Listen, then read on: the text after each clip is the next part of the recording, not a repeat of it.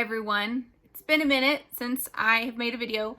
I think it's been a couple weeks. It just feels like forever. Probably because I've been intending to make videos, but understandably, I think I've been a little distracted and it's been hard for me to concentrate on some things. It's even been hard for me to read in the last week just because my mind is just going 1,000 different directions, like I'm sure a lot of people's are.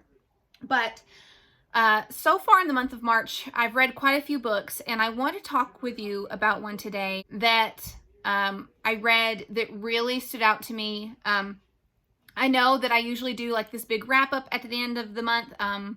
Those are usually pretty long, and I kind of want to start trying to do a couple of my more impactful reads, the ones that really stick out with me. I would like to just do individual videos on those. I know those aren't as popular or as fun to watch for some people, but I think I need to do that for myself just so I can better articulate my feelings and not feel rushed, and also not make like a 45-minute long video.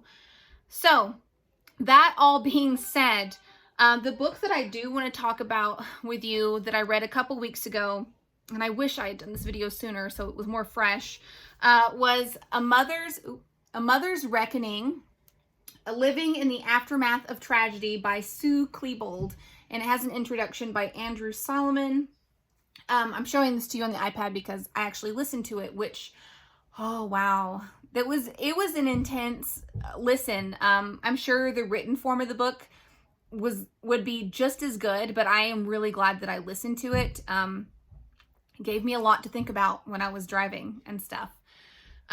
So this is a book that's been on my TBR for a couple years, ever since I saw that it had come out. I think it's only been out for a few years, maybe since 2016 or 17.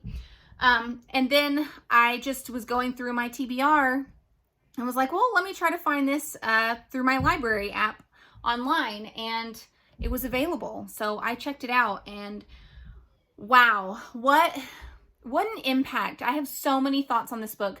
If you guys aren't familiar at all with this name, Sue Klebold is one of the mothers of one of the teenage boys that did the Columbine massacre. I think the two boys were Eric Harris and Dylan Klebold, and Sue Klebold is Dylan's mother. And this whole book is, I think, from a mother's perspective, and this is what I got from her, and this is how I would do it, is kind of just her finally exploring all that happened, her looking at her life, their life under a microscope, and trying to figure out where she went wrong. What did she not notice? Because her son did one of the most awful, heinous things that's ever happened in history, and especially in United States history. The Columbine massacre kind of kicked off a whole period of time, which is still ongoing, of school shootings and mass shootings. Because I think prior to that, and I'm not familiar with that many, it wasn't a common thing.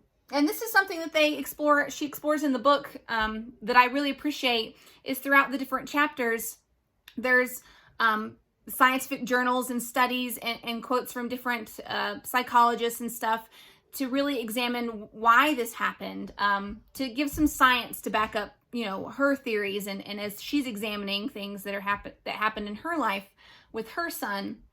And it really just kicked off a bunch of copycats, and that's just a whole nother thing. The whole psychology behind shootings is something I would like to delve into more.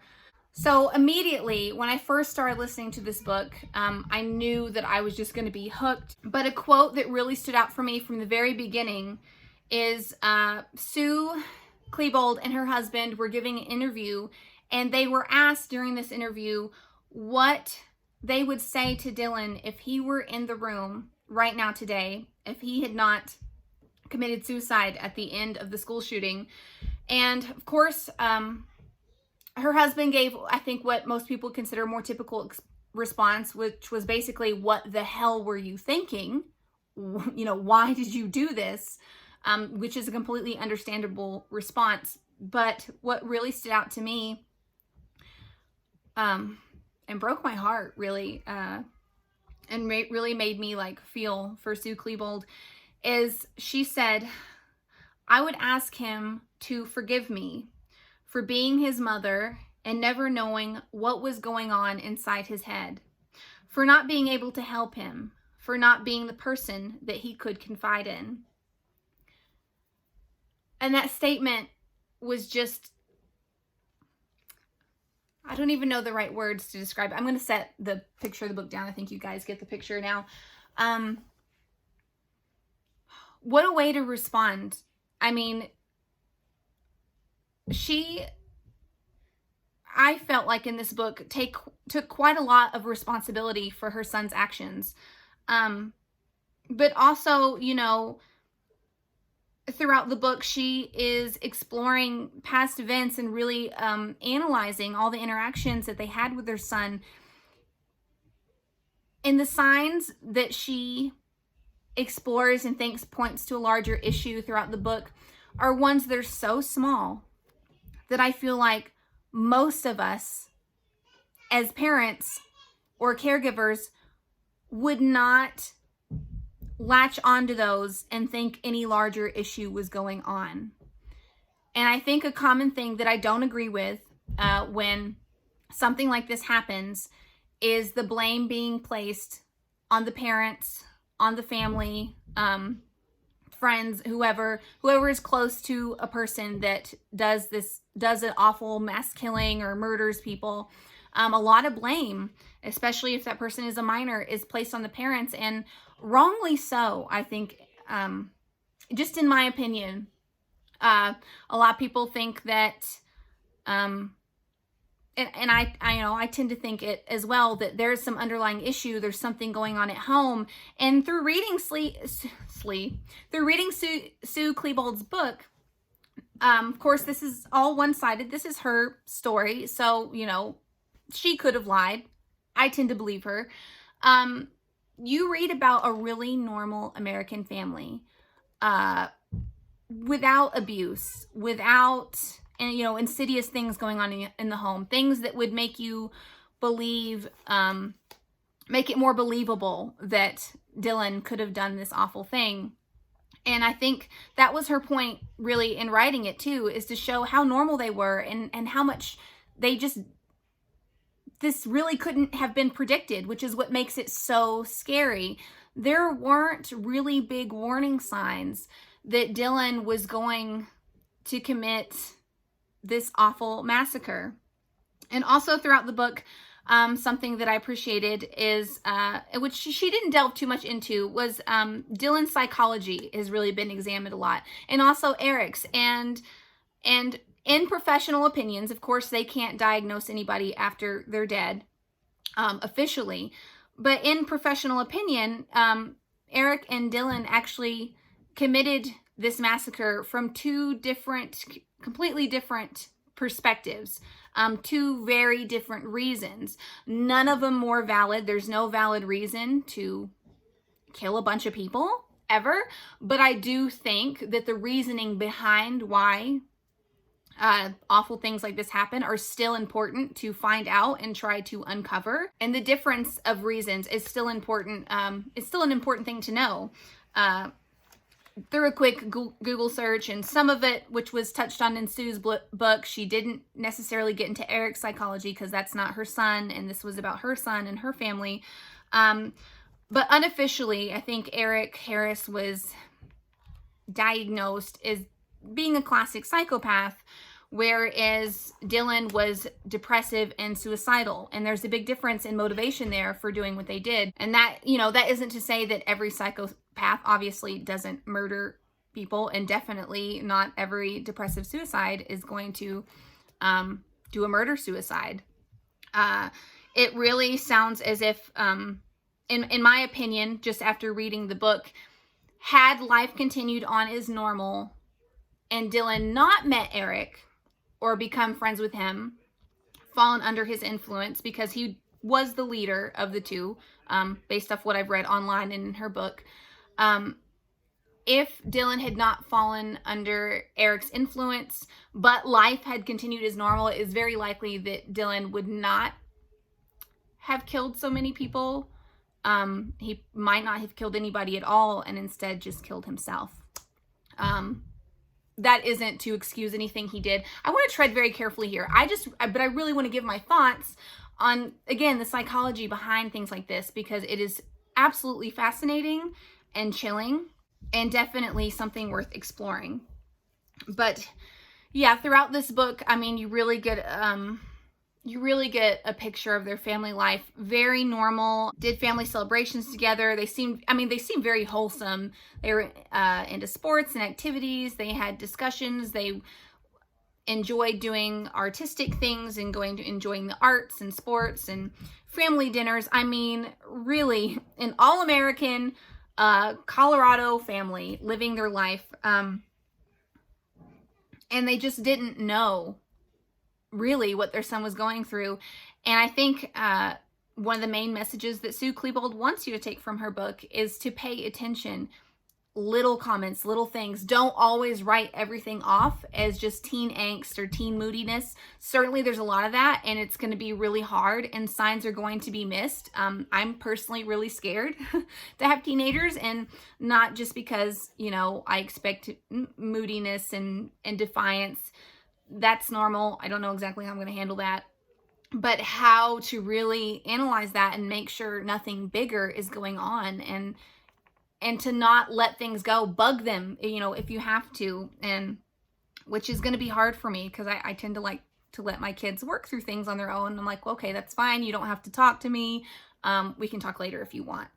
And that seems to be Sue Klebold's, that was her method of doing things as well, which seems really reasonable, which is why you just have to be so mentally vigilant with your kids, which is it's just so exhausting. I'm overwhelmed.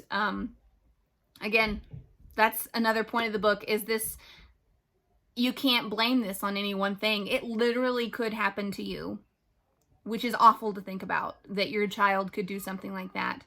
And how do you even grieve, when your child has killed other children and other people? I feel for families. Obviously feel for the families of the innocent victims. That is a very obvious thing, and that's not to downplay their tragedy, but I am talking about a book from the perspective of a mother of a killer. And I always do wonder about the families and the impacts of the killer's family and how they deal with that, and how you aren't even allowed to openly grieve. A lot of people don't understand, how you could grieve for this person that did this awful thing. But I'm going to be honest with you, when I did a lot of thinking when I was reading this book or listening to it. And if, God forbid, one of my children did something awful, just awful, it would not erase my love for them, and it would not erase my grief. In fact, I think you would grieve double time. Grieve for losing your child, and grieve for what they did to other people, and grieve for the other people. So that grief is just compounded, and it's just overwhelming to think about. This book just gave me so much to think about, and it's just heartbreaking. So I'm not gonna I could talk about this for a long time, really. I do think it's an excellent book. I recommend everyone read it. If anything, just to gain a little bit of empathy, because I think empathy for everyone is important. Empathy for victims, empathy for families of victims, and empathy for families of people that have done something awful. But I'm going to leave you guys with another quote that I felt worth writing down. And I'm not going to talk about the book anymore because this could go on forever. But another quote that really stood out to me, that felt really impactful, was another one by Sue Klebold. And she said, "I know it would have been better for the world if Dylan had never been born, but I believe it would not have been better for me." And I just can't imagine the struggle to come to these conclusions, and the time it would take for you to process something so awful that a family member, a loved one, has done. And I feel for her. I feel for her a lot. So if you want to make your brain hurt and and feel grief and sadness and confusion and worry and anxiety, but also maybe open up a little bit of empathy, I definitely recommend A Mother's Reckoning by Sue Klebold. I hope you guys enjoyed watching this. I hope you guys are staying safe and healthy in these weird times. And yeah, hopefully I'll see you all again soon.